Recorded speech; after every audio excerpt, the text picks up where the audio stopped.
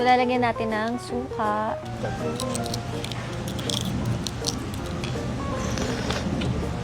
Sarap. First balot mo rin? First balot after PBB. Ay, oo! Ako after PBB, yes. Ano mo nga kung buo? Ay, oo, ate buo. Oo. Ito na lang sa'yo, ate. Sige, thank you. Kakainin mo.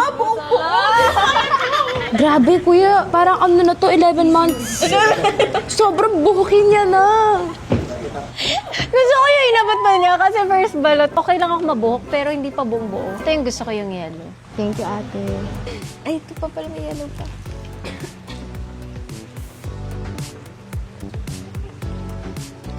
Nakaya mo na yung sisiyo ka. Sarap. Sabay-sabay tayo. Oh, sige, sige. Nauna na kasi kami. Asan yung sisiyo ko? Ay, ang liit na. Thank you. Cheers! One, two, three, go.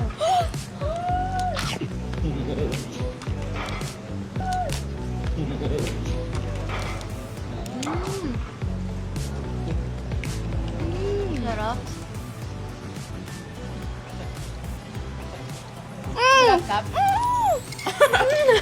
Sarap, ate. Sarap. May bagong cravings. Alam ko nakakainin ko sa First time, ate? Hindi, puro kasi ako Penoy or yung yellow lang. So since Women's Month ngayon, ano mapapayo niyo sa mga lalaki o mga tao na ino-objectify yung babae? Yung tipong naka-shorts ka, tapos iba yung tingin sa'yo, kung anong pananamit mo. Parang for me, you can wear whatever you want. Yeah. Hindi kami dapat mag-seek ng approval nyo. You just have to have the right mindset and respect for everyone. And gusto ko lang din po i-add, hindi lang sa babae, kung hindi sa lahat ng tao na Yeah. isipin mo, yung iniisip din yun ng ibang tao. Kailangan respeto talaga lahat. Nowadays, people get so comfortable, especially during like social media. They get more comfortable to just comment whatever they want kasi di naman reachable yung babae. Tsaka sasabihin na kasi you're wearing that, you're wearing that.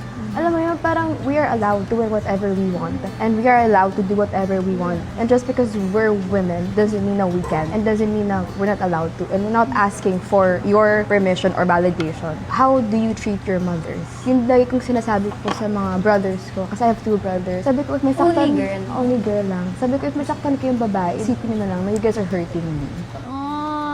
Di ba? Grabe yung mga mindset ng mga bagets na to. You guys are so matured. Ilang taon na ba talaga kayo? 71? Pero yes, of course, especially now, it's Women's Month. And we should really, speak up and always empower other women. Yeah.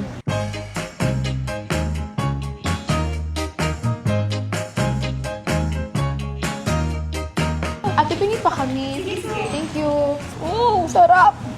Ate, lagi ka lang. Thank you po.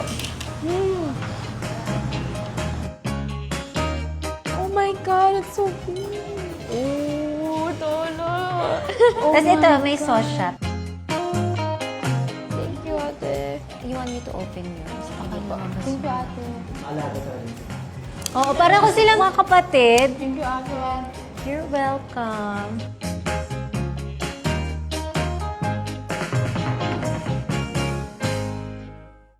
Sobrang nangungopia ka naman sa school.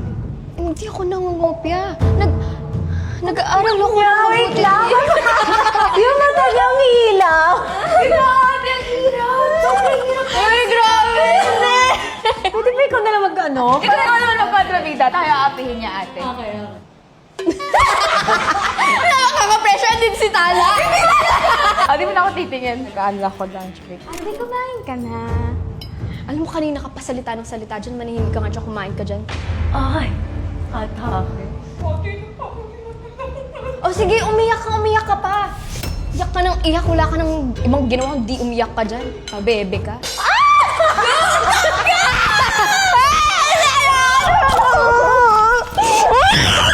Hindi talaga! Versatile! Fairness! Super! Ang galing nga! Kapkap, ayaw mo kontrabida kahit once. Mahirap gawin yung both, pero nagagawa, kaya mo rin yan. Bumutala, ikaw naman away sa akin. Our versatile actresses. Yeah. Ano gusto mo ilayin ko, ate? Kahit ano, magmaldita ka sa akin. Sa'yo?